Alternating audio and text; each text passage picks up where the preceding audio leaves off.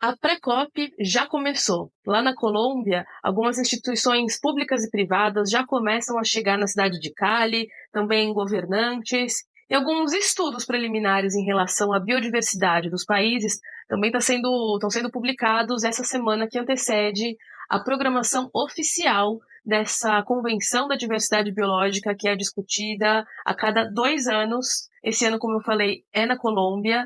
E eu fico me perguntando se até dia 21 de outubro, que é quando realmente começam as negociações, se o Brasil vai informar a população o que o Brasil vai mostrar lá nessa convenção. Por quem que a gente vai ser representado? Essas perguntas foram feitas para o Ministério do Meio Ambiente e também para o Itamaraty, e até agora não houve respostas. No site, eles também falam muito pouco sobre o que o Brasil realmente vai mostrar lá.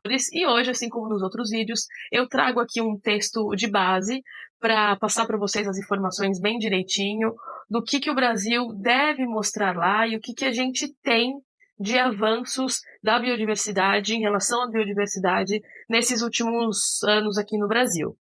Lembrando aqui de um contexto que eu já dei em outros conteúdos, que essa COP ela foi marcada em 2022 pelo quadro global da biodiversidade. Então, tem essas metas, que tem instrumentos que os países precisam cumprir, né? Mais do que se comprometer, eles precisam cumprir, para que a gente tenha a biodiversidade de forma resguardada. Os países eles deveriam apresentar o que foi chamado de estratégias e planos de ação nacionais para a biodiversidade.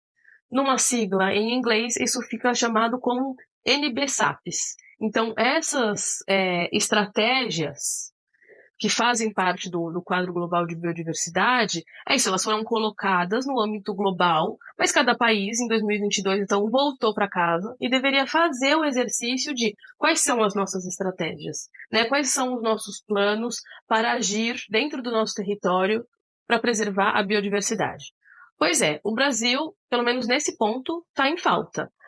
No ano passado, o Braulio Dias. Braulio Dias é um nome importante para a gente guardar para essa COP. Ele é diretor de conservação e de biodiversidade do Ministério do Meio Ambiente. É uma voz muito ativa nessa agenda de biodiversidade. Ele disse que no ano passado ele se encontrou com mais de 1.000 pessoas, enfim, de diferentes frentes, para pôr esse plano, escrever em conjunto, na verdade, esse plano, estabelecer as estratégias, porque ele ele já se pronunciou publicamente a respeito disso, que regeneração e conservação da natureza é responsabilidade de todos, não deve ficar só na conta do governo. De acordo com ele, o governo federal consultou então essas 1.000 pessoas para evoluir nas NBSAPs. Mas isso não aconteceu. A proposta do Braulio Dias era que isso tivesse sido concluído até o começo do ano. Em 2023, ele se pronunciou falando que a ideia era concluir entre final de 23 e começo de 24. A gente está às vésperas da COP16 e o Brasil não atualizou essas estratégias, esses planos. E aí, quem diz isso não sou eu. A organização WWF publicou recentemente, vocês podem procurar, que é facilmente acessível também, uma espécie de rastreador de países que apresentaram ou deixaram de apresentar um plano para proteger e restaurar a biodiversidade. Lembrando que o quadro global da biodiversidade foi assinado por 196 países. A maioria deles não atualizou os planos. O plano brasileiro, que se tem conhecimento, ele é de 2017. Já é tido como um plano antigo. Haja vista as mudanças climáticas, né? Assim, a gente vê que isso vem se agravando e, com isso, o governo deveria também atualizar o seu plano, atualizar as metas, mostrar mais ambição. Ambição foi uma palavra muito falada na COP28, lá em Dubai. Espera-se sempre que os países tenham ambição, coloquem em prática, mas, infelizmente, não é o que a gente tem visto. E aí, só para especificar, então, esse plano brasileiro destacava e destaca, né, de 2017, mas ainda destaca, a criação das unidades de conservação, então mais unidades de conservação, seria 30% para a Amazônia e 17% para os outros biomas. Demarcação de terras indígenas também um dos pontos, né? Essa conservação, essas unidades de conservação são áreas de floresta pública, né, não destinadas, que quando se tornam unidades de conservação, em tese, como diz o nome, deveriam ser conservadas. Mas a gente vê, por exemplo, nos episódios de queimadas, nos casos de grilagem, que muitas vezes são essas as áreas objeto de degradação. Mas um dos grandes problemas do Brasil é que existe muita floresta não destinada, né? Quem que é o dono? É o Estado, né? É o governo estadual? É o governo federal? O que vai ser feito com essas florestas? Como que a gente vai protegê-las, né? A unidade de conservação é um meio, é um instrumento.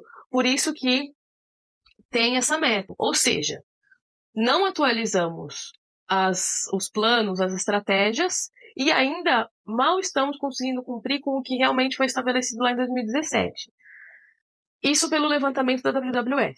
E aí tem um outro levantamento também publicado por esses dias que antecedem a COP16, que é um estudo da Carbon Briefing. Então, haveria-se aí um comprometimento de proteger os oceanos até 2030, proteger a biodiversidade em relação ao uso dos agrotóxicos em 50% até 2030 também. E a gente não vê o Brasil se posicionando para explicar esses números, né? 50% com base no quê? Com base em qual data? Em que pé que estamos? Para não generalizar, eu tive retorno de uma das pastas que fazem parte dessa grande discussão da biodiversidade aqui no Brasil, que é o Ministério de Ciências, Tecnologia e Inovação, o MCTI. Eu perguntei para eles em relação à composição do CTN-Bio. Então, vamos lá, vamos primeiro explicar todas essas letrinhas, né, o que cada uma dessas coisas quer dizer. Um dos assuntos da COP16, como eu já disse em outros vídeos, é a questão do uso dos agrotóxicos, da biodiversidade, como eu falei agora há pouco, né? Isso é trabalhado no protocolo de Cartagena. Os OGMs, né, a questão dos organismos geneticamente modificados, isso tem ligação direta com a aplicação de insumos, sejam químicos, sejam biológicos, tudo isso é discutido no protocolo de Cartagena. Aqui no Brasil, o protocolo de Cartagena deu ali abertura para se discutir a lei da biossegurança. Quem está à frente de toda essa discussão da biossegurança é o Ministério de Ciências, Tecnologia e Inovação, através da Comissão Técnica Nacional de Biossegurança, que é chamada de CTN-Bio. Só que a CTN-Bio, eu olhei no site esses dias, e a composição dela, né, quem deveria compor as cadeiras ali para discutir a questão da biossegurança, para discutir todo esse ponto em relação ao Brasil na COP16, tem algumas cadeiras que estão vagas. Cadeiras que são importantes porque discutem diferentes. Você tem ali uma cadeira específica da pessoa do meio ambiente, mas você tem uma pessoa específica para a saúde humana, né? Então tem várias. A CTN-Bio ela é composta por várias frentes. O que o Ministério me disse? Que estavam fazendo o exercício para compor esse quadro de funcionários até o começo da COP. Esse é um ponto que eu questionei. O outro ponto é isso, né? O que o Ministério vai levar em relação, então, à biossegurança, ao protocolo de Cartagena? Os nomes do Ministério de Ciência e Tecnologia ainda não foram ditos. A ideia é que isso saia em breve, né? E que os temas centrais vão ser florestas tropicais e energia limpa.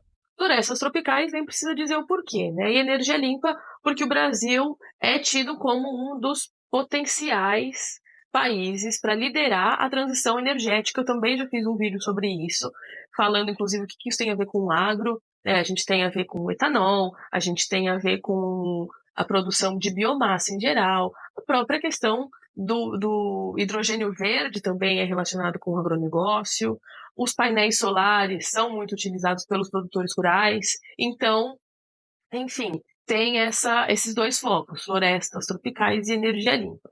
E outra coisa que a pasta me disse, eu vou ler aqui para vocês detalhadamente. O Ministério vai destacar a parceria entre o G20, que é o grupo dos 20 países mais ricos do mundo, além de União Europeia e União Africana, que o Brasil está presidindo até final de novembro, se eu não me engano. Então, o Brasil, como presidente do G20, fez esse acordo com os países que são integrantes do grupo, né, para esse sistema global de informação sobre biodiversidade. E aí houve a criação aqui no Brasil do Pacote Manaus, que são iniciativas voltadas para a biodiversidade. Quais iniciativas? Eles disseram que são 9, mas que a gente tem mesmo conhecimento, uma delas é o processo de catalogação, de catalogar as espécies, de expandir as bases de dados da biodiversidade. Então, tem espécies sendo descobertas nos biomas brasileiros a todo momento, assim. A gente é muito rico mesmo, né? Tem muita espécie de plantas, de animais, invertebrados, flores, enfim, que a gente não conhece. E é preciso catalogar melhor, ter essa base de dados, até para a gente entender o que está em jogo, né? Quais são os riscos da gente perder a nossa biodiversidade. Enfim, o que mais vai ser esperado do Brasil, então, nessa COP? O Fundo Global da Biodiversidade, o Fundo Global da Biodiversidade criado no Canadá 2 anos atrás, os países concordaram em os países desenvolvidos ajudarem a financiar os países em desenvolvimento a proteger as respectivas biodiversidades. Eles falaram, na época, de 30 bilhões de dólares por ano até 2030. Isso não está andando. Mas, em abril desse ano, 4 projetos do Fundo Global, de 4 projetos, 2 foram para o Brasil, dada a nossa importância. Então, muito provavelmente, o Brasil deve apresentar atualizações em relação a esses projetos. Quais são eles? Quais são os recursos que estão sendo contemplados? Para quê? Para quem? Né? Tudo isso é importante deixar muito claro diante da comunidade internacional. O Fundo Nacional de Repartição de Benefícios, que eu já falei em outro vídeo aqui, também deve ser tema do Brasil lá, porque existe aí 9 milhões de reais, que os especialistas dizem, na verdade, que é muito pouco, né, diante da nossa mega diversidade, mas, de qualquer forma, agora em outubro, né, no mês de outubro, o Fundo Nacional foi, depois de 10 anos, ativado, digamos assim, né? Então, oficialmente, foi feito o primeiro repasse de recurso. Outros recursos já tinham sido repassados para projetos, mas não recursos financeiros, né? Essa repartição de benefícios não chegou em dinheiro, chegou em projetos. Dessa vez, em outubro, a repartição foi feita em dinheiro mesmo. Então, o Brasil deve apresentar isso. É isso, são muitos temas para a gente acompanhar ao longo desses dias. Eu vou estar de olho, tem outras questões também, políticas. A gente não sabe como que o Brasil vai se portar ao longo das 2 semanas, se a ministra Marina Silva vai aparecer lá. A Marina Silva, que é conhecida internacionalmente, então a expectativa para a presença dela também é muito grande. E esse é o último vídeo que eu faço de preparação para a COP. Os próximos vão ser diretamente de lá, então eu trago informações fresquinhas por aqui, pelo Só Planeta. Também devo falar de COP16 lá na coluna do UOL, e você fica bem informado ao longo das semanas, dos dias e nas diferentes redes sociais. Obrigada por assistir até aqui.